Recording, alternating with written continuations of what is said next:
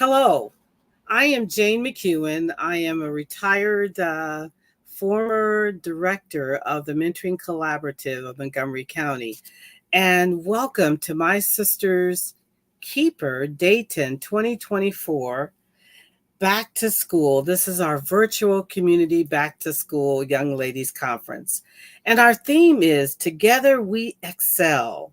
Sisters empowering and uplifting sisters through education, economics, and equity. We're going to have a conversation. We're going to touch on topics like studying strategies, college and trade school. How many of you know college may not be for everyone, but trade schools is an option, along with other options, planning, our mental health and financial planning as well.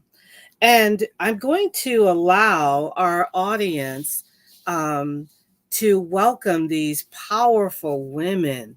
I'm just going to moderate and let them talk. They have so much to share, and I'd like each of them as speakers and contributors to this conversation to introduce themselves. So our first introduction is Ange-Marie Hancock. And I'd like Angie to tell us a little bit just about herself, her position, and motherhood. Hi, everyone. I'm Ange-Marie Hancock, and I am Executive Director of the Kirwan Institute for the Study of Race and Ethnicity at The Ohio State University. So I'm coming to you from Columbus, Ohio, from campus right now. And I am both a professor, so I've been a professor for many years, and I am a former foster mom. So my experience of motherhood has been very joyous and not traditional in the sense of I don't have biological children of my own, but my kid is my kid, and he will be mine no matter where he lives, whether he's living with me or living right now with his biological father. So I'm excited to be here, and I'm happy to pass the mic to hear the other introductions. And I look forward to talking to you about what I call the 3 R's of life and success and mental health. Awesome. Thank you, Ange. I apologize for that, and welcome. The next one is, we call her Mama O, Omope Carter Daboiku. I hope I said that right. I tried, but I'm going to let her get it right. Omope Carter Daboiku. Daboiku, okay. And I came to Dayton area in 2012 as a storyteller, actor, stage performer, curriculum developer. But since the pandemic, I have found myself working as a regenerative farming mentor and helping folks here in Dayton retrieve our heritage farming traditions and our heritage foodstuffs. So I've taught college, I've developed curriculum for preschool. So I've had the gamut of educational experiences, and I'm how should we say it, a late coming to parenting. I have children who are 34 and 31, and their mother is 72. So I can give some advice about late childbearing. But I am excited to be here and looking forward to our conversation. Awesome, and welcome, Mama O. And next we have Marina S. Stokes. And Marina, could you tell us about your background and motherhood? Yes, I actually graduated from Wright State University from Dayton, Ohio, as an engineer student. I have my degree in industrial and systems engineer with a background in supply chain management and business operations. I was an intern at Wright Pat, and I've been still working there for the past 15 years, and I enjoy it. I am a mother of a 17-year-old daughter who will be entering in her senior year of high school and preparing for college. So that is a little bit about me.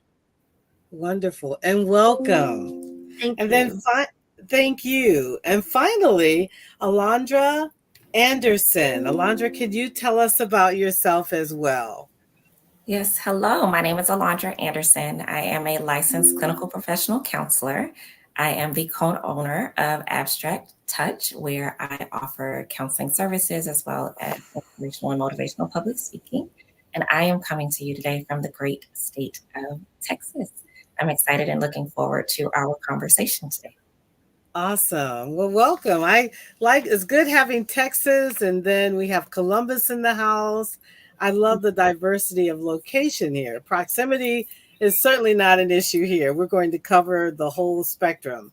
Let's start off with ladies. We all let's reflect back to our college days, those undergrads, okay? And also high school. Okay, what it was in a senior in high school, that last year, getting ready and thinking about college or where we were during that time.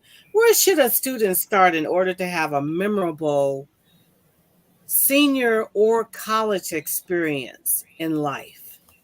The question would be, and anyone can start, just jump in. Where should a student start in order to prepare for that? Where mindset, you can talk about the mental, you can talk about physical, or anything that you think that would be a starting place that you want to share with us. I would like to say that students and parents should begin thinking about college in the 8th grade year. Because one of the most horrendous experiences is doing 4 years of high school to get to your already stressed out senior year and finding out that you are a credit or a half a credit short of graduation. That's an unnecessary stressor. But to make sure that you don't get caught in that loop, you really have to track yourself through your high school career, making sure you're getting the credits necessary for your transition, because high school counselors will often share that they are far too busy to track everyone, and they may or may not be. But the way to make sure that you have your ducks in a row is to line up your own ducks. I like that. I like that you said 8th grade. I have this theory that we start preparing young people for leadership when they're in leadership. Mm-hmm. Like how many of us can sit here and talk about how many leadership trainings we've gone through to prepare us for where we already are. And I like that, Mama, that they should roll the clock back a little bit and start earlier. Anyone else want to share? Yes, I was going to jump in. Oh, go ahead. Sorry, I was going to add. One is for those of you who are in 7th or 8th grade, Ohio State does have its Young Scholars program, which is a program that is designed to be college preparatory. So if you are first generation, your parents didn't go to college, don't have a full, college degree, that's actually who the program is for, right? We are looking for those of you who don't have parents who've been to college, who maybe don't understand, what it takes to go to college. And if you go through that program for the 5 years, I used to teach math in that program many, many years ago when I was in school myself. If you go through that program and you end up being admitted to Ohio State, and again, every summer there's something special for you to kind of building blocks to get to being admitted, you actually get a free full ride to Ohio State, right? And so it is a tremendous opportunity. There's a Dayton chapter, there's a Cincinnati, there's a Columbus. So there are multiple chapters all across the state of Ohio. So I would encourage you to check that out if you are younger than senior year. Second thing I would say just quickly is I was actually moved in my senior year. And so I want to talk about if you're in high school and you don't end up going to the same high school for 4 straight years, right? What do you do? How do you kind of adjust? Certainly there's a lot having to do with friends and teachers not knowing you and all of that. But I want to talk about the college experience first and simply say that means that you're maybe going to have to do a little bit more of your own independent work. It's not harder work, it's just different work to really decide what's important to you and to make sure and make clear to your counselors or your teachers who might be writing recommendations, really who you are, right? And so I am still very introverted, very shy, not one to advocate for myself. And again, I'm going to encourage you to take a leap and to try and do that because again, when I talked to my counselor, he didn't know me and I said I wanted to go to New York University. he thought that was the State University of New York. Like he had no idea what the college was that I was looking for, right? Not hostile, just didn't know. And so again, those are the kinds of things that you want to do some of your own research, and online research is great because you can really get a sense of a different university outside of the state, outside of the city, inside the state by going online and searching universities. Great. I love that. And there's a Young Scholars Dayton, you're right, for those that are in the Dayton areas under Sinclair Community College. That was a division that I worked under too, as well. And they do have that summer programming and so many great, and all the activities. I'll add the bonus to that, Ange, was the activities of college trips and visits to get acclimated, and museums and things that they would do there are so many inner city young people who have never been outside of their proximity. And so it's really nice to do those things, because how many know you can talk and tell young people what life will be, but you have to show them to really get them to feel it. So who else has wanted to jump in while Ange was going? Who was that before her? Yes, I did want to add, I consider the senior year of high school kind of like jumping rope, like double dutch. If anybody's ever done double dutch, where it's the two ropes at the same time. And that is how I describe the senior year of high school, because you are trying to simultaneously be fully present and enjoy your last year of high school, but at the same time, needing to really consider what after high school will look like. And so it is a juggling act. It is that double dutch game. And what can be helpful is to start to seek the information, ask the questions. Unfortunately, a lot of times in our community, we wait for the information to be given to us, and we assume that everything we need to know, someone will tell us. And that's not always the case. So if you know you want to go to school after high school, no matter what type of schooling that is, start to ask the questions. Go to the school counselor, go to different parents of your friends that maybe have gone to college or gone to trade school, and start to inquire. Use Google and start to inquire of the information for yourself so that you really can enjoy your senior year. Use those spreadsheets and tools that you've learned through school to help you stay organized for deadlines and requirements so that you can have the best chance possible. But it really is a double dutch game, but there absolutely is a way for you to enjoy the senior year and all of the fun and excitement and activities that come with that, and still be ready for what comes after. But you can't wait until graduation to start to do the things for the next step. I like that. I really like that. And I also like the fact that start to use those tools like Excel. You know, young people look at you like a deer in headlights when you say, did you put that on your calendar? You know, like what calendar? And that is going to be essential to helping you navigate and stay on track as a tool to use and utilize while you're in high school. Get in the habit of using that. I mean, it's just like text. It could become your second nature of communicating. I like that. Good advice too. Anyone else want to add to that? Yeah, I would like to add two things. I think it's really important to start preparing who you want to be by being that person every day, showing up as her, and recognizing if you're not good at time management, if you're not good at, speaking up and asking questions, trying to practice that now so that when you're in college and you're kind of more independent, not everything is kind of shell shock at first. Like, oh my gosh, there's so much to learn. If you start practicing being out of your comfort zone now when you're with your parents still in the home, it makes it a little easier to transition into that and start developing those relationships that you need to be on your own. I think we all remember being younger and you're like, I can't wait to get out of the house. And then you get out of the house, you're like, oh my goodness, I'm out of the house. What do I do? So I think starting to practice independence now, you can lean on your parents, makes it a lot easier to do it later. I love that. And that is a scary feeling when you say, oh, when I finally get out. And just to add to that, I love to kind of piggyback on what all of you have said and to add those tools, as well as what Angie was saying too, and Mama O, some things that, how many of you know, it's nice. I mean, my grandson doesn't have to pay for any college. He doesn't even have to pay for books. That's not normal. But educational talent search, young scholars, upward bound, college credit plus. Can I say that again? I mean, that is, I saw so many students that graduated with a 2-year associate's degree in high school. Right. Wow.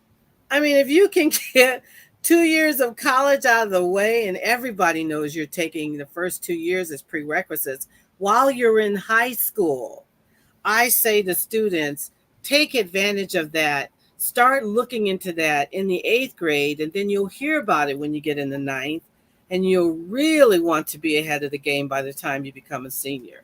So if you don't even get the graduation associates, it's good to have some classes out of the way. So good advice, ladies, on things that we can take advantage of, because, you can't buy time back. You're not going to get that back. So start now.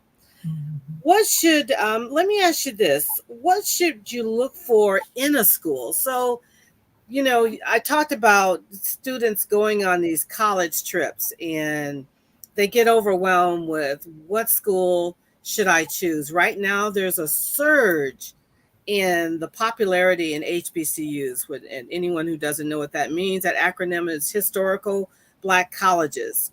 And with that being said, what about what I would like, the college for me?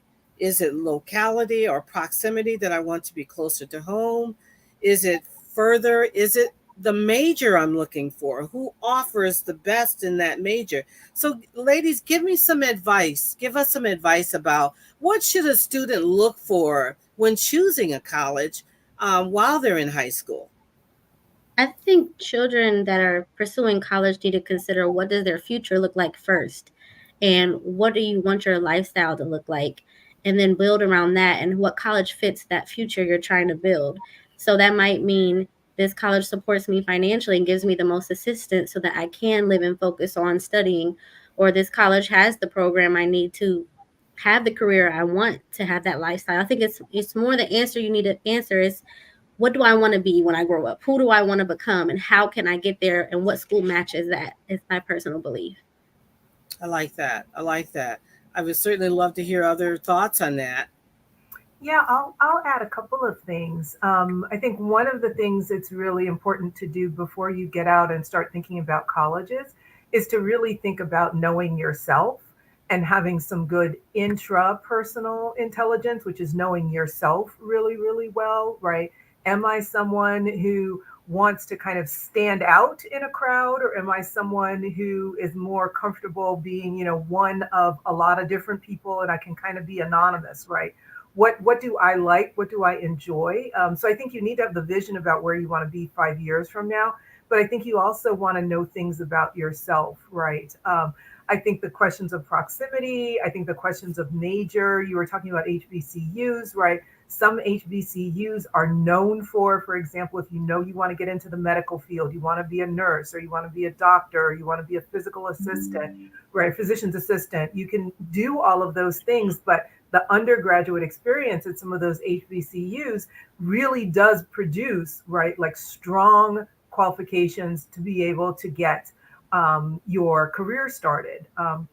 But it's also okay if you don't know exactly what you want to do. And that's where that associate's program that you were talking about in high school can be really helpful, because you're not going to spend the first 2 years of college, right, where you're actually paying money to go there most often, just kind of exploring. You can do that exploring while you're still in high school or while you're in community college.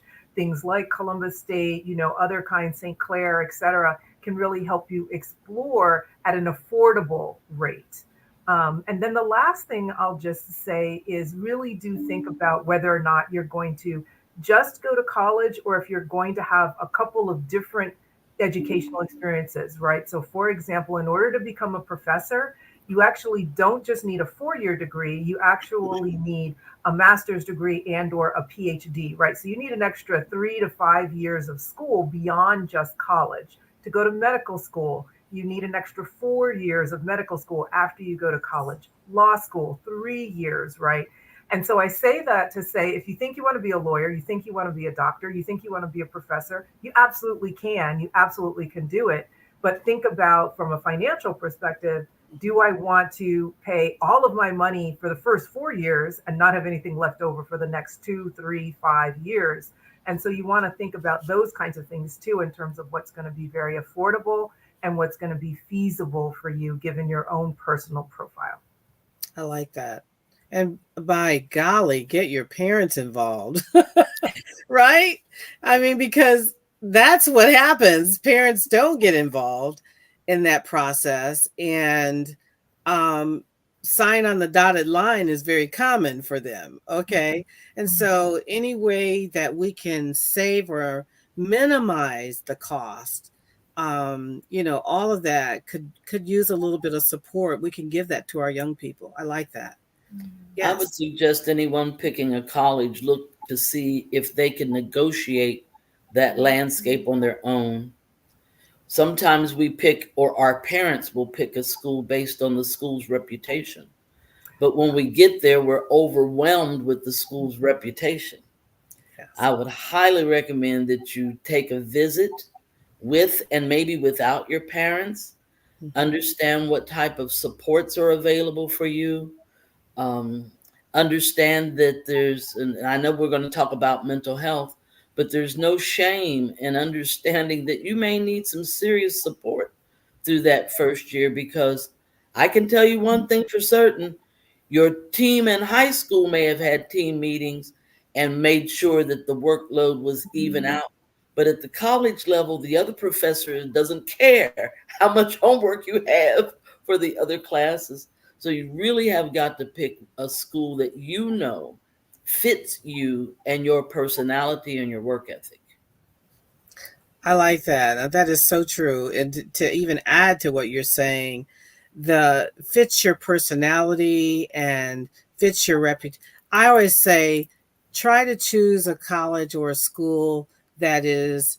I'm not saying this is true, but when I was giving advice to my daughters, and they had, and even some of my relatives, it sounded like the schools that they were choosing were totally different from the way their kids were raised and accustomed to. And it may have been, I'm not saying they could not have adjusted, but how about if you can take that part away and make it feel more conducive to the way that fits their personality and other things? I think that's important. I really do. We have a new speaker. Can you introduce yourself? Is your mic on? Yeah, can you hear me? Yes. Hi, everybody. My name is Chinonye Odumodu, but I go by Angel or Nani. Angel. Okay. It's very nice to meet you all. I'm sorry Welcome. I was trying to figure out the technical, side of things here. No, I welcome. And you are the MSK Wright State University Sister Public Health, Yeah. right? Yeah, correct. Okay. Well, welcome. We're going to just jump in the conversation. We welcome you, okay? Thank you. Yes, we were just talking about what are some of the things that a student should look for in a college. Would you like to add to that, being that you're at Wright State? And what should a student in high school or getting ready, or even in college? I mean, sometimes you're in college and you're like, okay, is this the right thing? What should they look for? I would say for a student who just got into college, the first thing is look for your set of people, look for your crowd, the people like you feel like you belong with. Because college can be very overwhelming at times. I'm not trying to discourage anyone. It's definitely very fun. However, it can be a little discouraging, and you need to have your community.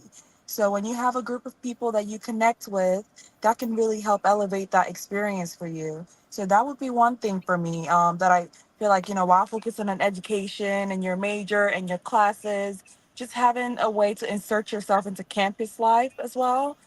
Going out to different events going on campus, and organizational activities, whether it's sports, just immersing yourself in those type of areas can really help just make you de-stress, calm you down, and make you better, prepared for the experience that you're about to embark on.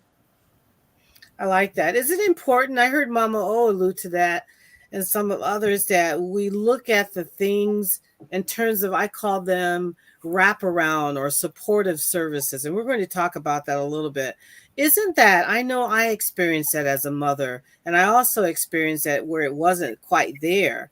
That's kind of scary. Sometimes you don't know what you don't know as a parent until you get in that situation where your child needs that kind of extra support that you can't give them.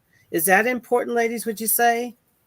Yeah, I would absolutely say that that's a huge part of the experience, right? I know it was already alluded to, like knowing yourself, knowing what matters most to you, considering the size of a campus, considering the diversity of a campus, so that you know there is going to be a space for you there, right? When you go to those visits or when you are looking at the different websites of campuses, really looking at the other services that are offered, not just the major you're interested in, but what are the groups that are available on campus? What services are available on campus? And already plug those numbers, those email addresses, those phone numbers, those website links, plug it into your phone, because it can be really frustrating and overwhelming to need something. And that's when you start to look for it, can be really challenging. But if you already have that resource kind of tucked away, whether that's the mental health department, they probably have students that offer services at no charge because they're just trying to get their hours to get their master's degree, or what other type of services each university offers. It's important to already have that kind of saved somewhere. And I suggest the cell phone, because you won't know where you put that piece of paper that you wrote the information on. But if it's in your phone, saved under the campus name and then the name of the service, you could easily pull it whenever you need it. I like that. I'm going to throw this out there just because I'm a mentoring expert, but I really hear this a lot. In fact, I heard this with my grandson. I had to really coach him and mentor him through his first year because he didn't see people that looked like him. He didn't see people that were his age category. There was no support of groups and things like that. And even though, full scholarship, they even paid for, as I said, tuition and books. And we're like, not to mention where he's going to go in terms of a career pipeline they have him on. He wasn't looking at that. What he was looking at, I want to feel like this is for me. I want people to be and look and talk to me. And most of the people were working class adults. And here's this kid right out of high school. Is that important that we look colleges, no matter whether it's a community college, 4-year or university, should we really focus on mentorship models to help our young people? And I'm asking that question because Young Scholars is a form of a mentoring program. That's really a mentoring model. But do we need, programs like Educational Talent Search and Upward Bound? Those are all really mentoring programs. But what about other schools have other styles that they're starting? For example, IUPUI, the culture, Ohio State's similar to.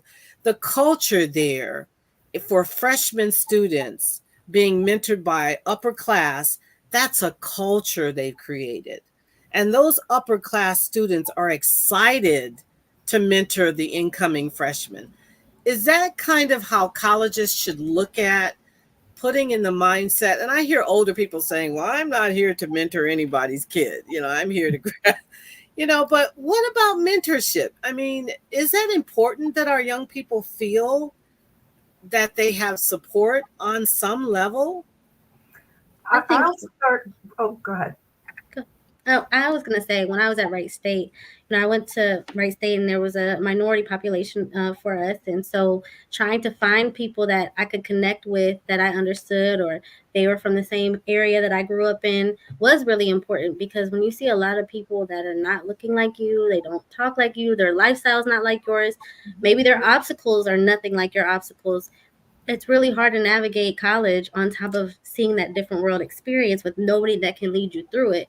So when I was there, I don't know if they have that program still, there was a minority mentorship program and you were partnered with someone that either they went to the same high school you went to, or they had something in common with you that you could connect and bring your guard down. So when you spoke with them, it was a little bit more familiar and you're more open to discuss things with them. So when I needed help with something in class, or I needed to learn how to take a test a certain way, she knew what resource to give me, and I was comfortable asking her. So I think it is important for us to have those resources to make it a little easier, because when you're in school and you don't know anybody, you already don't want to talk to someone necessarily if you're shy.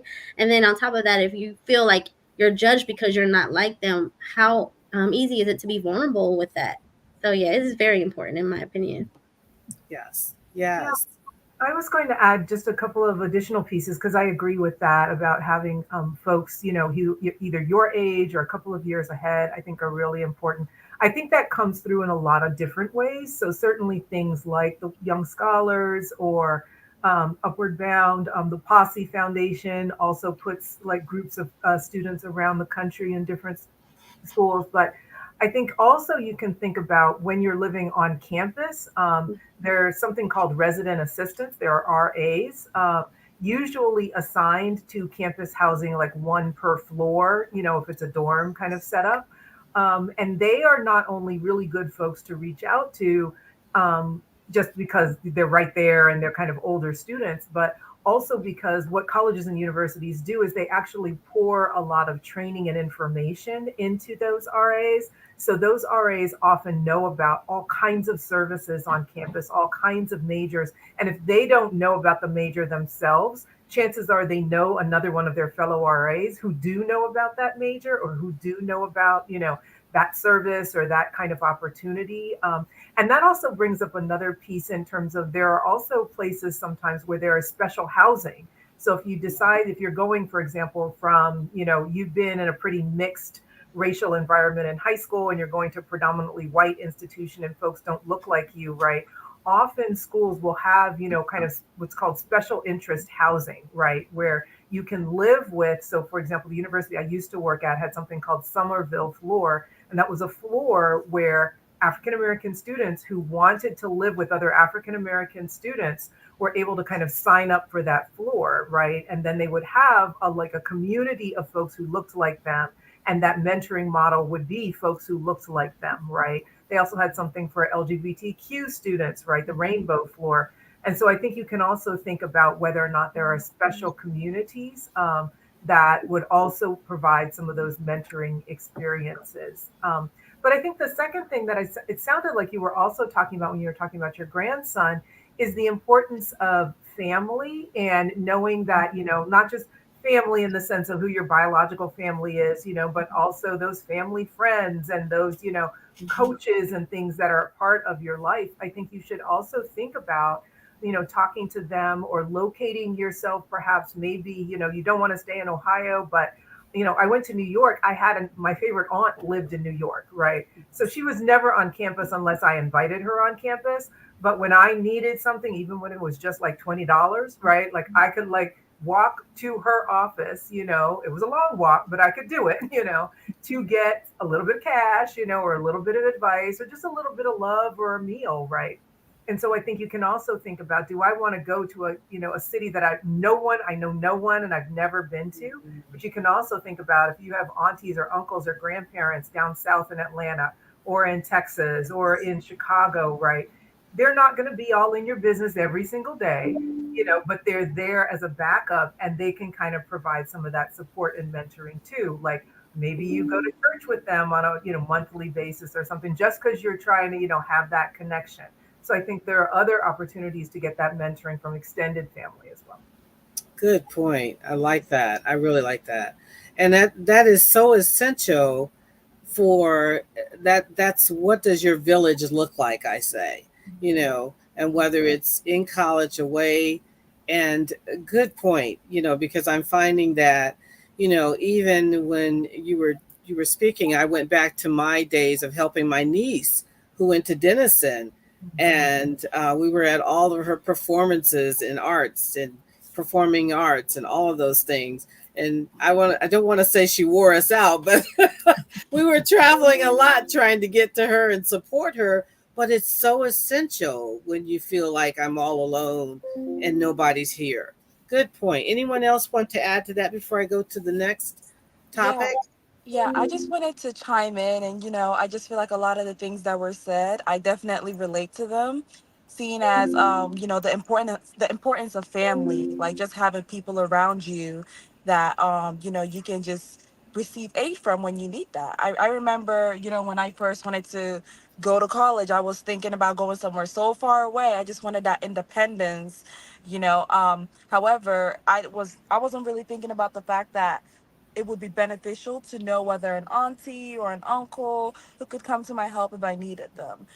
So that just kind of, being at Wright State and being just like 20 minutes away from my family, that really showed me how much I would have missed out if I went somewhere far away or like to Ohio State or New York.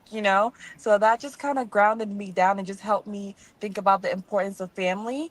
And to also touch into the mentorship program at Wright State, I know the Black Student Union did the whole mentor and mentee programs as well, and that really, I saw that it helped bring a lot of people out of their shells because as was said here, a lot of people are very shy and they don't feel like saying a lot. But just knowing there's that one person that you can just speak to and just tell them, hey, I'm really having difficulty with this. I really do need help with this. That really helped me in my case. They helped me figure out what type of books exactly to study for, like the websites that really help them study this particular class or that class. So I do feel like the program has been very, very helpful, and it's something that has been going on for years and years at Wright State. I didn't know that they had it for all minority programs, but that definitely makes a lot of sense. It just helps you feel like you have a safe space and you have that one person that's there for you in a brand new environment. Yeah. Good, good. I like that. This is really good. When we talk about success factors, ladies, um, other than your grades, how do you define a well-rounded student? What are some of the success factors, including in high school, and then we roll it over to the college? I was listening to a clip today, and it talked about some of the things that are good for college, and that they alluded to the fact that your GPA, your employers, when you graduate from college, are not going to be blown away with your GPA. However, I have always said to my children and grandkids that the minute you hit ninth grade, it starts to count. And it is important. So, other than their GPA, while they're in high school, let's roll it over to high school and then look at college. What are some success factors that students should look for? We know we drive home GPA. We know that. What are some others? I'll start us. I know that if you are wanting to look into scholarships and merit programs to help with financials, yes, absolutely, the GPA matters to even get accepted into certain programs, but they are looking for you were able to maintain this scholarship while doing other things. So how do you show up in your community? Are you giving back in any type of capacity, helping someone, whether that's a nursing home, maybe programs through a church that you attend, or a food bank, just ways that you see that the world is about more than just yourself. And so that is important. And it's not too late if you're like, oh no, I haven't done anything my high school career. It's not too late. You absolutely can get some hours in to show that this matters to you, that you can give back to the area that you are in. If you are in any extracurricular activities, band or choir or sports or student government, if there's a Black student union in your high school and you participate in that, but are you participating in more than just your academics? And so these are ways to show that you are more well-rounded, that there's more to you than just being book smart. I like that. Well said. Anyone else would like to add to that? Yeah, I could. Go ahead. You go ahead. You're closer Sorry. to I, college. I could I could also touch on exactly what she just said right now. I feel like when I graduated from high school, And I was trying to apply to scholarships and everything out there. I felt like my resume was looking a little empty because I didn't have any work experience. However, just thinking back to, you know what, I did, I was part of the student government, and I did this many volunteering hours and community service, and, just all those kind of extracurricular and how many sports I played. I feel like that all played a major role in just the scholarship committee seeing what kind of person I was. So that is something I feel like would really help a lot of students. GPA is very important. It's very, very important. However, just making sure you're also involved in like your extracurricular activities, which show that you also have time for other things in your life and you have a good work-life balance, and you can immerse yourself in other activities but also maintain a good grade. Yeah. I like that. I like that. Yeah, I was going to talk about the personal statement because there have been some shifts and changes that have happened with how the personal statement is being used in light of some of the changes at the Supreme Court. So I'm not going to get super nerdy about it, but what I will say is that it's really important to take your time to work on your personal statement. So in other words, writing your personal statement is not like writing a really long email to your teacher, right? So you want to take some time with it, which means you need to start well in advance of the deadline. There's nothing wrong with showing it to either your parents or showing it to a trusted teacher or to a guidance counselor, minister, someone who knows you really well, because one of the pieces that folks are going to be looking at when they read the personal statements now more than they did in the past is going to be if you have overcome certain challenges in your life. So I think the big takeaway is nobody is looking for the perfect college student when you're a college admissions counselor. My brother-in-law is a college admissions counselor. He's been doing it for 20 plus years. No one's looking for you to be perfect. And so the personal statement, if you do have something that happened, right, where you got a bad grade in a class or something happened, your sophomore year or your junior year where things were kind of, a little shaky. Lots of us lived through the pandemic, of course, right? There were things that kind of happened. You can use that personal statement to kind of say, this is what happened, right? And then here's how I recalibrated, or here's how I reset, right? And this is what I'm doing now to make things to do things a little bit differently. Here's what I've learned from that experience, right?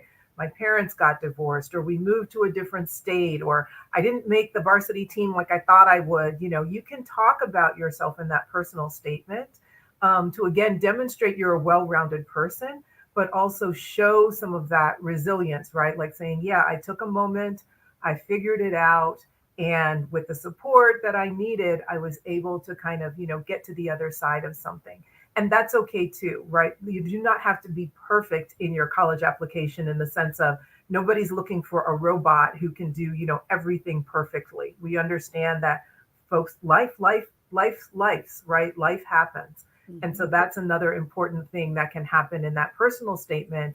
And folks will be able to see, how you encountered a particular thing and handled it. I like that.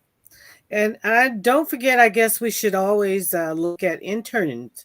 Internship is a good way, whether it's paid or not. It's also a new way of getting that experience and adding that to your resume and adding that to your experience while in high school and college. Internships are really, I don't think they're really pushed as much as they used to be. And I could be wrong, but I always encourage volunteer can always turn.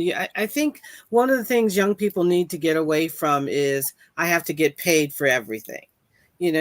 Everything is not necessarily cash money attached to. It also can lead to that. It can lead to a job. It can lead to opportunity. So I love that volunteerism that you said to get those extracurricular activities in, and that civic engagement that is so needed. Let's talk about this. This is one of the things that we oftentimes don't hear. I know financial management would have been awesome if that was taught during my high school, elementary even days, I would say, but surely it wasn't stressed in college. What steps may a student start now building habits for a strong financial portfolio?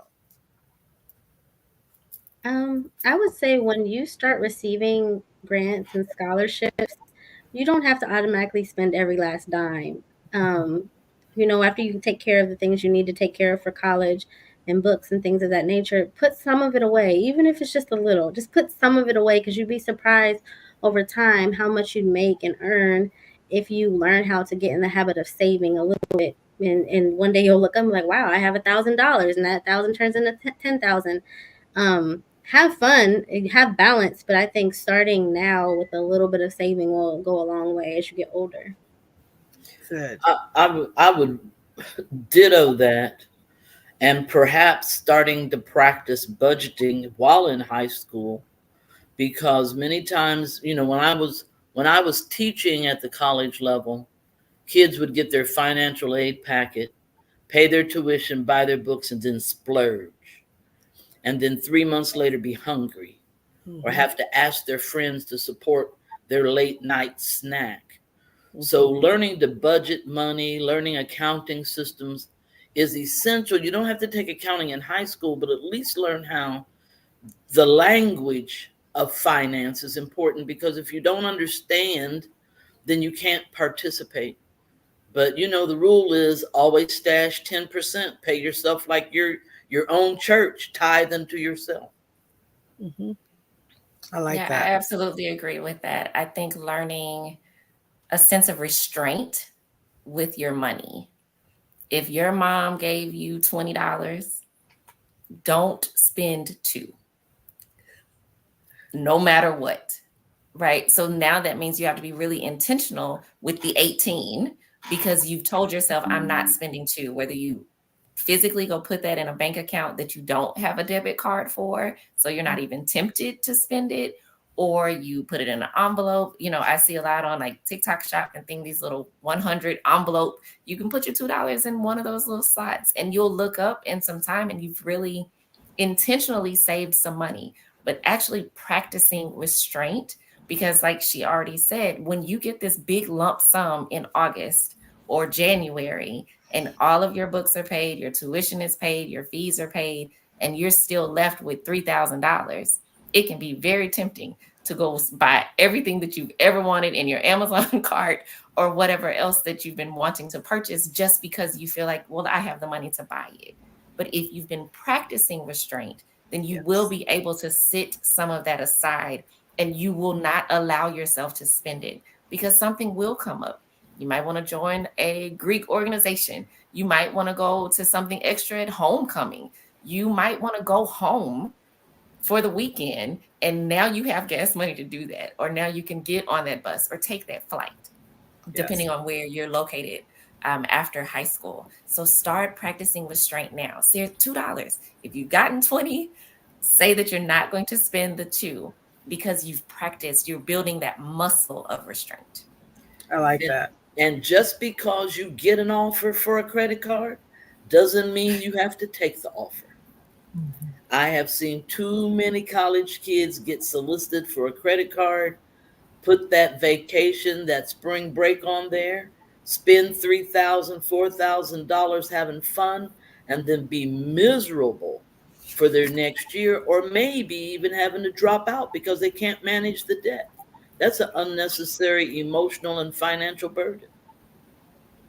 That is so true. You thank you for touching on that one too, because so many of our students are not just leaving with other educational debt, but it's that credit card debt.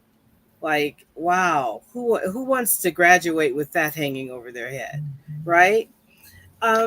Thanks, ladies, for that. I think we can continue on that. I think we can have a whole session on financial management, right? And I'd like to add this, and I'm glad they're starting to introduce that as a curriculum in our high schools now. We didn't get a lot of that. I know we did. My generation didn't. And I'm just so in awe about that. And I think we should have started earlier, because financial management, like leadership, to me, it starts early. How do we combat this whole notion of stigma in the African American community centered around the mental illness stigma. How do we combat that? And, not just when we get to college, but on all levels, especially in our high school days. How do we deal with that? Honestly, I feel like it's naturally progressing each generation. I've always said, I think each generation has saved us or freed us from something. I think my parents really taught me how to free us from, financial bondage. And I feel like my generation really worked on the mental health bondage. And I think it's just a natural progression of being open with your mental health and saying, I go to therapy, it's okay, and making it normal for everybody else that you're in a community with. And if you just start with your circle and they see you and how it impacts your life, they'll be like, oh, wow, her life really has progressed since she's been in therapy. She does seem happier, more confident, or less anxious. And that might inspire them by how you live your life and how you communicate the impacts of therapy to have them go to therapy and create that natural progression that I was talking about in the beginning that is I feel like is actually occurring already. I like that. It is getting better.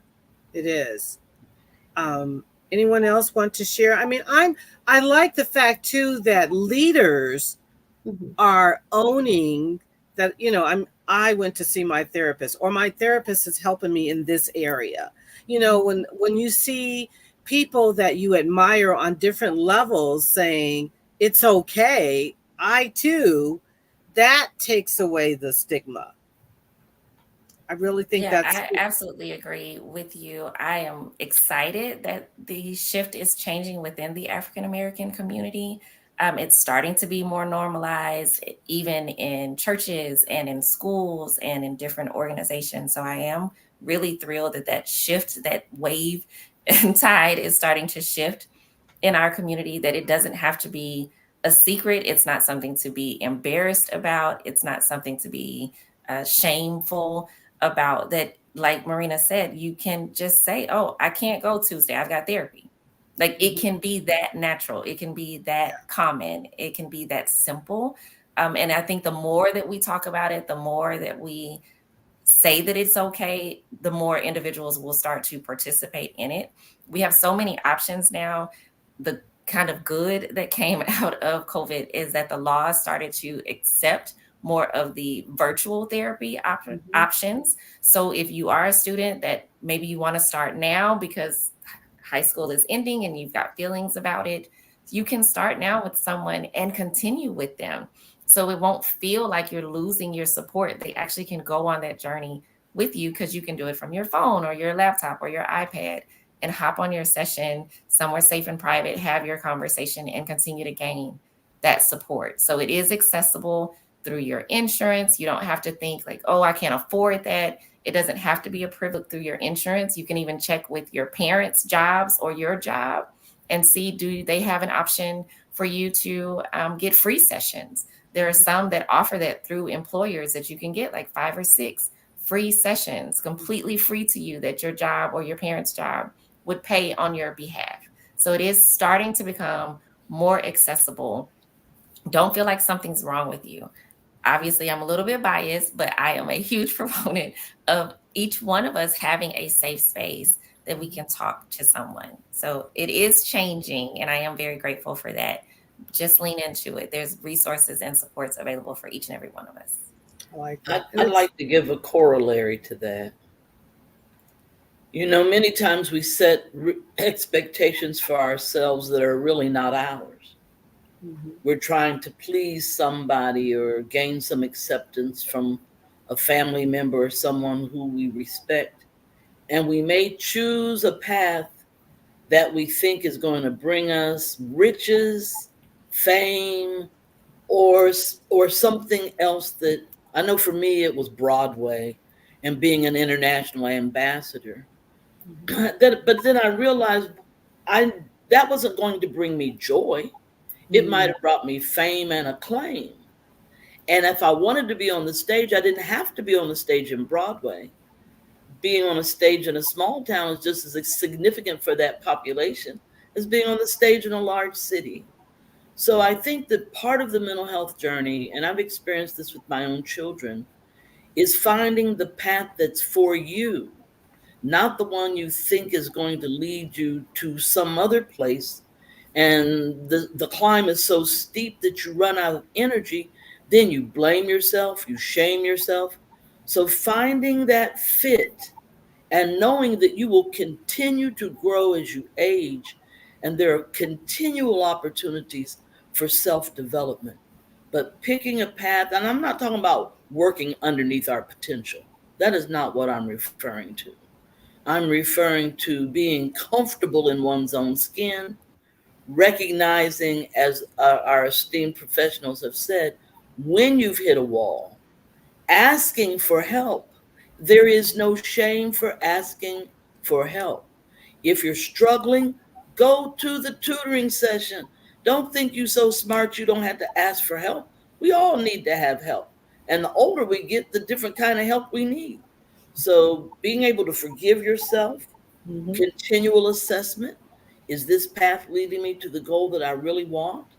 Having close friends or professionals that you trust that can help you guide yourself, not tell you what to do, but help you guide yourself to that place where you're comfortable with the stress, and that you also have ways to bleed off that stress.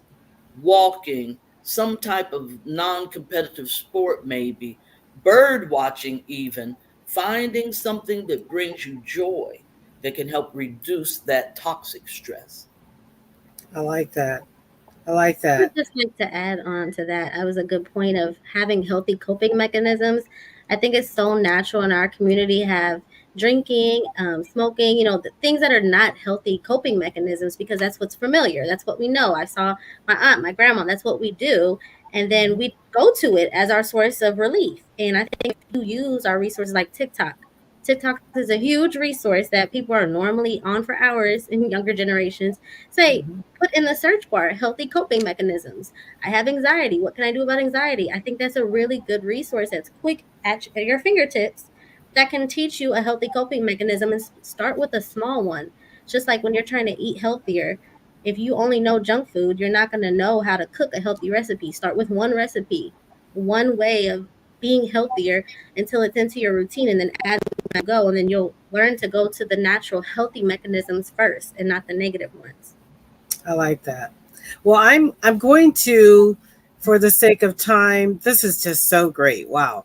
I'd like to kind of combine a couple of thoughts together and put on our elder, even though you're not elders, but our elder community hat. Okay. So, what are some words of wisdom in your experience?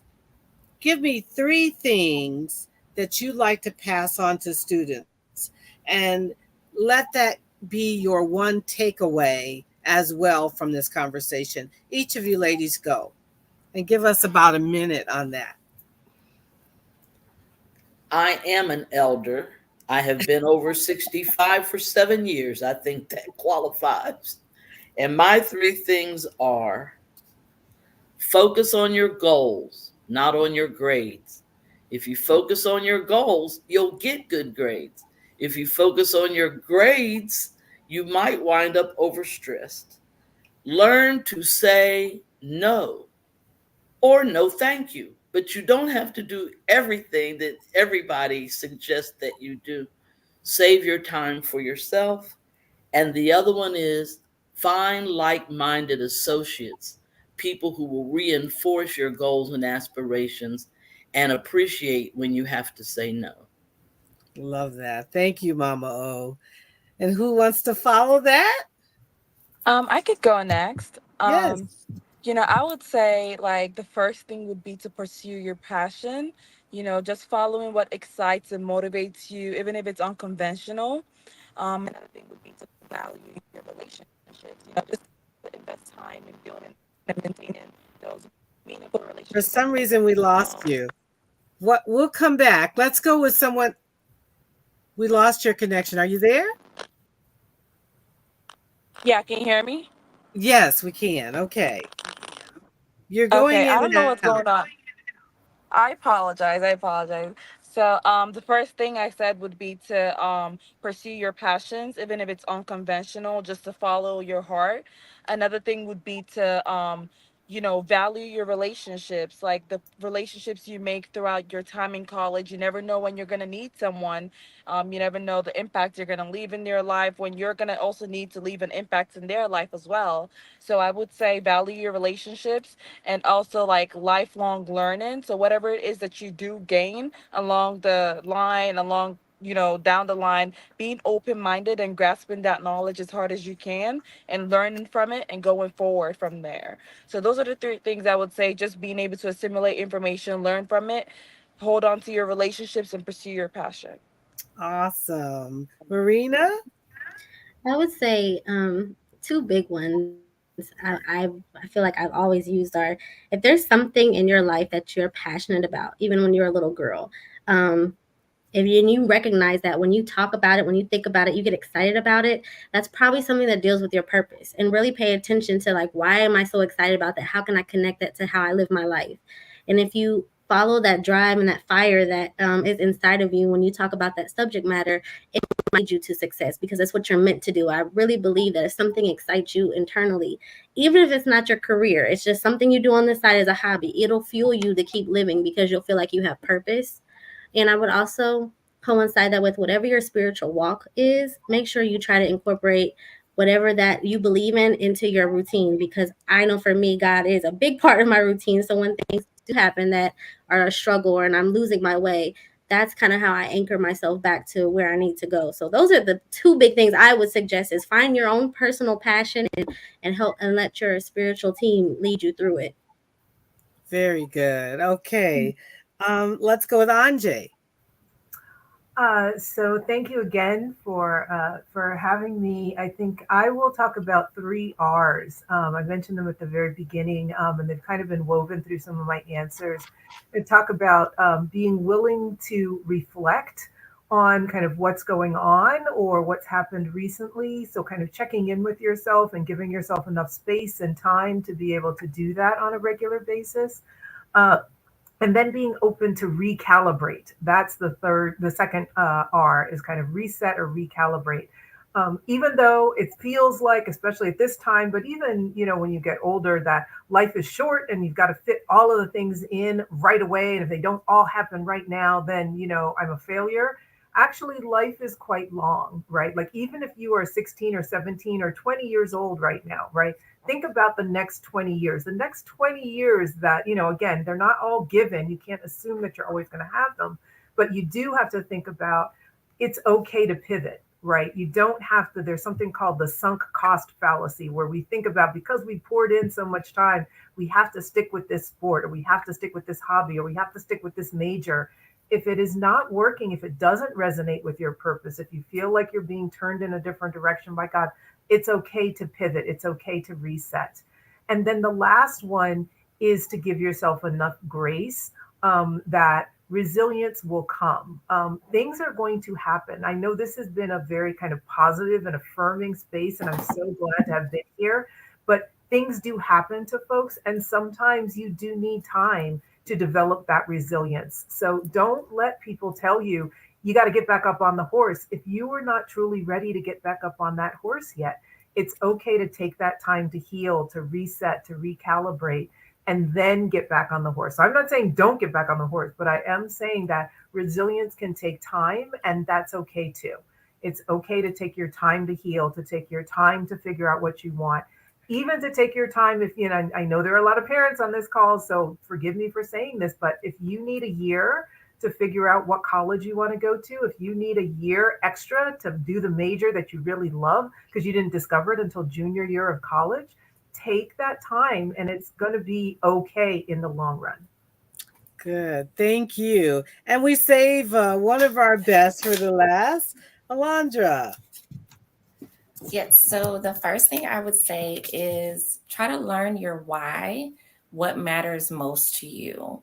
You'll have a lot of decisions to make in the near future and as you move forward through life. This is a principle that you can take with you forever. If you know why you're doing something, why you don't want to do something, and really hone in your values, what actually matters most to you, it'll give you a pure sense of self and identity and purpose so that you can move forward in whatever direction that looks like to you, even if that's different from anything you've ever known. But if you're being true to your why and your purpose and your values, that will be so helpful for you. The second thing will be really trying to enjoy the present while you look forward to the future. So one doesn't have to have more value than the other, but really enjoying the moments as they come. Try to be fully engaged, fully involved, and still looking forward to what is to come. And then the last thing is going to be to get out of your own way. Don't limit yourself. Start to pay attention to how do you speak to yourself? How are you speaking about your future? How are you speaking about your identity? And get out of your own way. There's absolutely greatness inside of you that maybe you haven't even discovered yet. So get out of your own way so that you can be everything that you're meant to be. Thank you. Thank you, ladies. And that wraps it up. We went a little over, but this is such a very engaging conversation. So I think that, we hope you took something away. And I'll just kind of close out with the great saying that Maya Angelou always said, people will remember less of what you said, but they'll always remember how you made them feel. So I hope we made you feel better about where you are in high school, in college, and moving on to the next. Thank you, ladies, and I hope you have a great day because you certainly made mine. Thank you.